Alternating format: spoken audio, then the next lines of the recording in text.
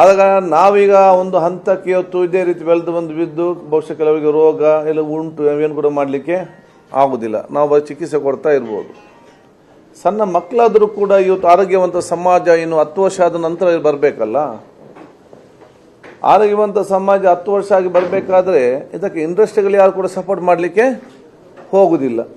ಯಾಕಂತ ಹೇಳಿದರೆ ಇವರಿಗೆ ಯಾರು ಅನಾರೋಗ್ಯ ಆದರೆ ಮದುವೆ ವ್ಯಾಪಾರ, ಇಲ್ಲದ ವ್ಯಾಪಾರ ಆಗೋದಿಲ್ಲ ಇದರಲ್ಲಿ. ಆಗ ನಾವಿದರಲ್ಲಿ ಜಾಸ್ತಿ ಹೆಚ್ಚಿನ ಆಸಕ್ತಿ ಇವತ್ತು ನಾವು ವಹಿಸಿಕೊಂಡು ನಾವು ಒಂದು ಹಂತದ, ಯಾಕೆ ಬೇರೆ ಹಲವಾರು ನಾವು ತೀರ್ಮಾನ ತಗೊಂಡಿದ್ದೇವೆ. ಇದರಲ್ಲಿ ಒಂದು ತೀರ್ಮಾನ ಇವತ್ತು ನಾವೇನು ತಗೊಂಡಿದ್ದೇವೆ ಅಂತ ಹೇಳಿದರೆ, ಮೊನ್ನೆ ನಾನು ನಿಮಗೆಲ್ಲ ಹೇಳಿದಾಗೆ ಶಾಲೆಯಲ್ಲಿ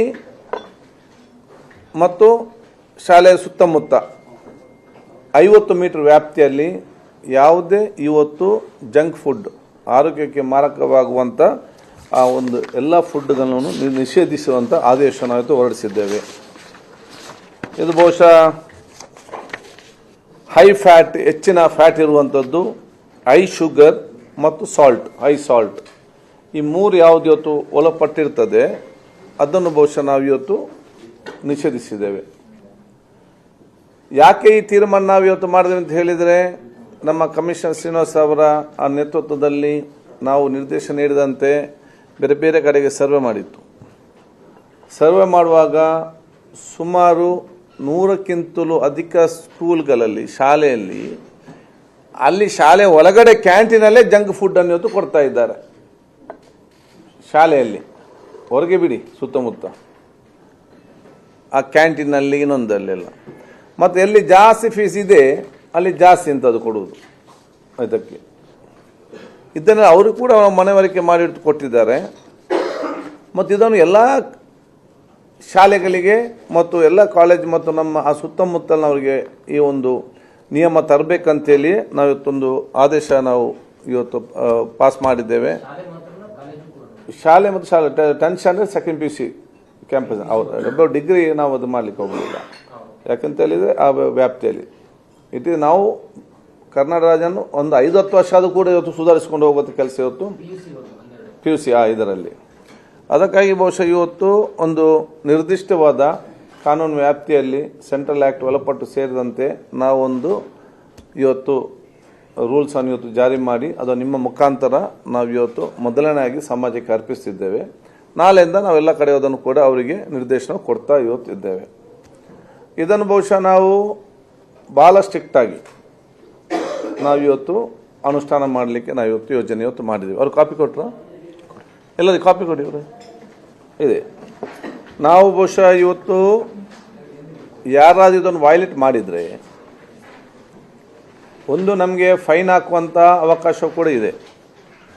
ಆದರೆ ನಾವು ಅಷ್ಟಕ್ಕೆ ನಾವು ಸಮಾಧಾನ ಆಗೋದಿಲ್ಲ. ಯಾಕೆ, ಲಕ್ಷಾಂತರ ರೂಪಾಯಿ ಕಲೆಕ್ಷನ್ ಮಾಡೋರಿಗೆ ಫೈನ್ ಏನು ಲೆಕ್ಕನೇ ಇಲ್ಲ ಕೊಡಲಿಕ್ಕೆ, ಹೆಚ್ಚು ಕಮ್ಮಿ ಆದರೂ ಕೂಡ ಕೊಡ್ತಾರೆ. ಇದು ನಾವು ಫೈನ್ ಹಾಕುವ ಜೊತೆಯಲ್ಲಿ ನಾವು ಎಜುಕೇಷನ್ ಡಿಪಾರ್ಟ್ಮೆಂಟ್ ಜೊತೆ ಕೂಡ ನಾವು ಚರ್ಚೆ ಮಾಡ್ತೇವೆ.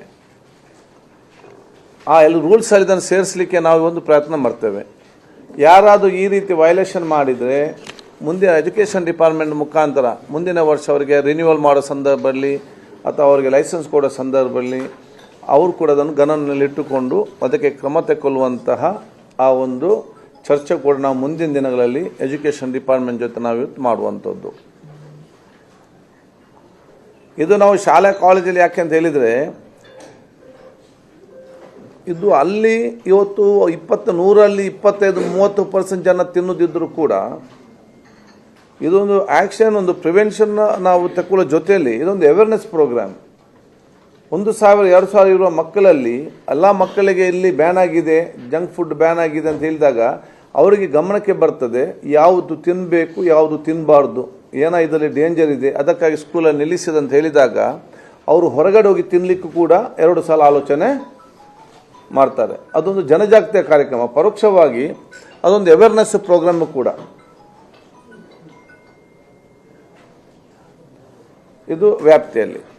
ಇನ್ನು ಹೊರಗಡೆ 50 ಮೀಟರ್ ವ್ಯಾಪ್ತಿಯಲ್ಲಿ ಕೂಡ ಇದನ್ನು ನಾವು ಅವಕಾಶ ಮಾಡಿ ಕೊಡೋದಿಲ್ಲ. ಇದಕ್ಕಾಗಿ ನಾವು ಅವರಿಗೆ ಫೈನು ನಮ್ಮ ಡಿಪಾರ್ಟ್ಮೆಂಟ್ ಕೂಡ ಹಾಕ್ತೇವೆ.